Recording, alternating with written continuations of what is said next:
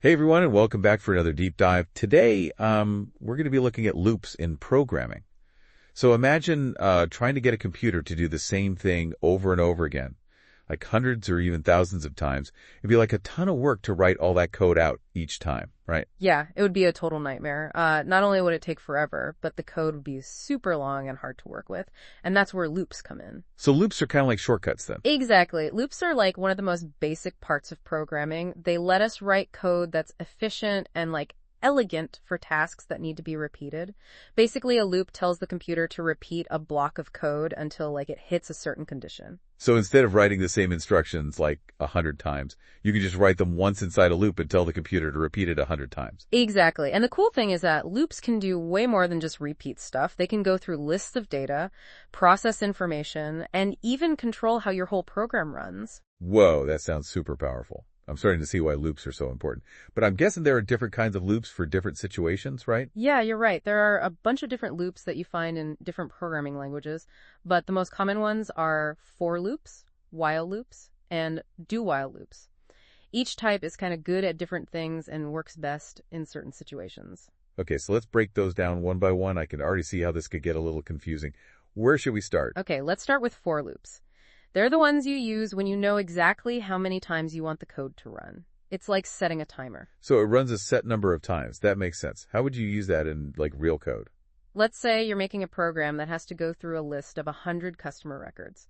A for loop would be perfect for that. You could set the loop to run 100 times.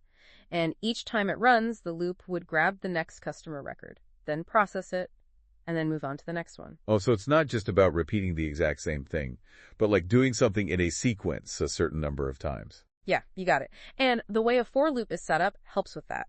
It has three main parts: initialization, condition, and update. Okay, I'm intrigued. Can you break those down for me? Sure. Initialization is where you set a starting value, like a counter. Then the condition is checked before each run.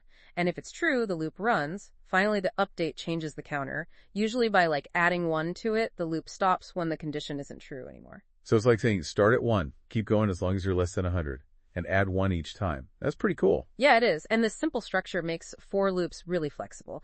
They can be used for things like going through arrays, doing calculations, or even making patterns. This is starting to make more sense to me now.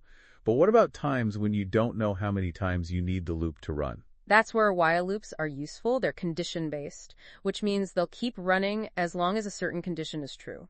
Imagine a program that needs to read data from a file until it reaches the end. You wouldn't know how many lines are in the file before you start right.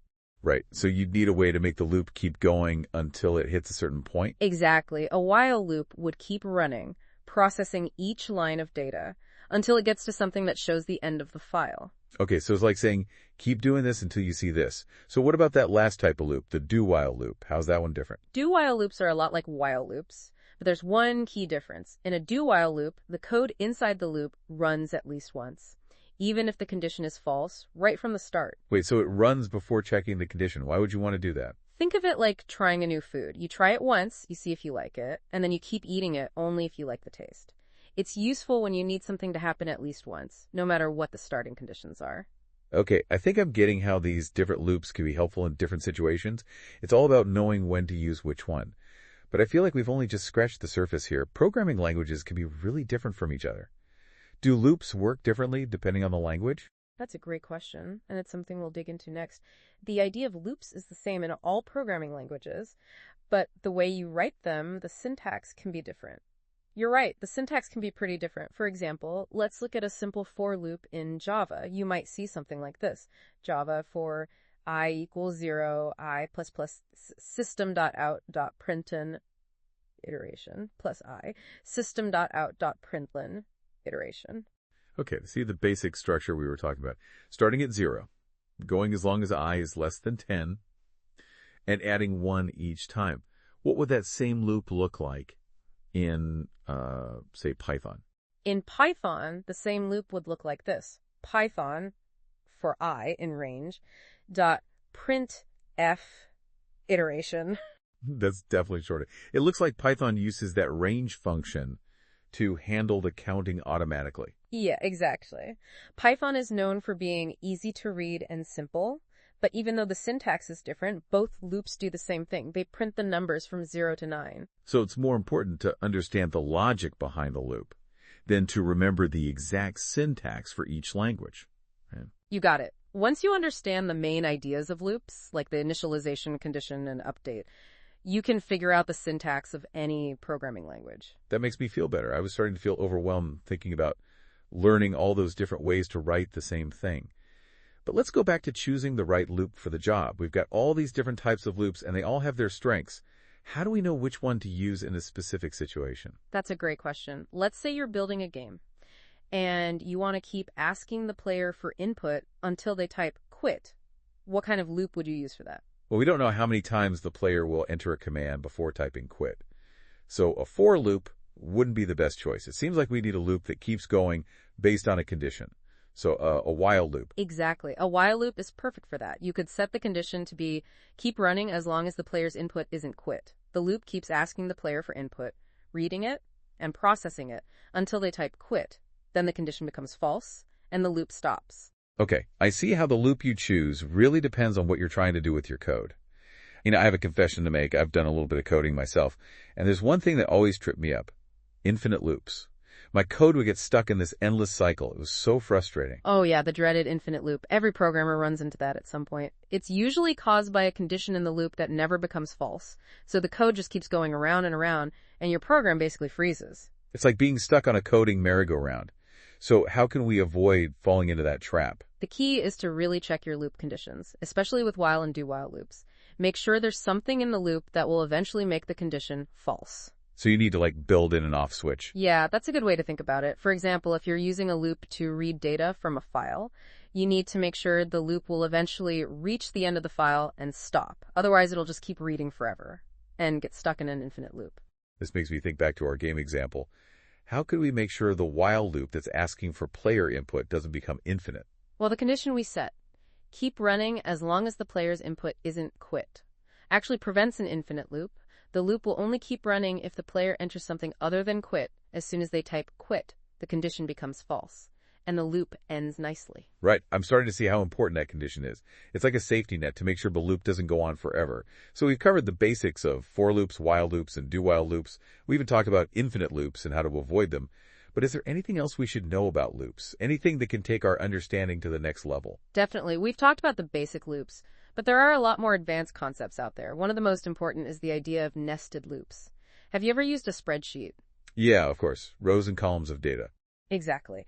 Now imagine you need to write a program that processes every single cell in that spreadsheet. You could use one loop to go through each row, and then inside that loop, another loop to go through each cell in that row. That's a nested loop, a loop inside another loop.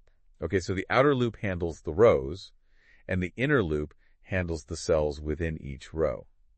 I can see how that would be useful for working with more complex data. Exactly. Nested loops are really powerful for things like sorting data, searching for patterns, or even creating graphics. They let you break down complicated problems into smaller, more manageable pieces. Whoa, nested loops sound pretty intense, but also really powerful. We've covered a lot today. From the basics of for loops, while loops, and do-while loops, to more advanced stuff like nested loops and infinite loops, and even how the syntax can be different between languages. It's kind of amazing to think about how these simple structures can be used to make really complex software. But I think there's one thing we haven't really talked about yet. Why does all this matter to our listeners? Yeah, you're right. We should talk about how this connects back to everyone listening. Even if you're not planning to become a programmer, understanding loops can help you understand how the digital world works. Think about all the things your smartphone can do. Play music, run apps, connect you with people all over the world. Underneath all that are the lines of code, and chances are a lot of them are using loops to make it all happen. So loops are like the invisible engines that power our digital lives. That's a great way to put it. Every time you scroll through your social media feed, every time you search for something online, loops are working behind the scenes, processing data, fetching information, making sure everything runs smoothly. Loops are like the unsung heroes of the digital age. It's amazing to think that something so basic to programming can have such a huge impact on our everyday lives. It really is. And as software gets more complex and advanced, loops are only going to become more important. Understanding how they work gives you a glimpse into the logic behind our increasingly digital world. This has been a really fascinating deep dive. I'm already starting to see loops everywhere. Any final words of wisdom for our listeners before we wrap up? I'd say just stay curious. If you want to learn more about programming, there are tons of resources online and in libraries.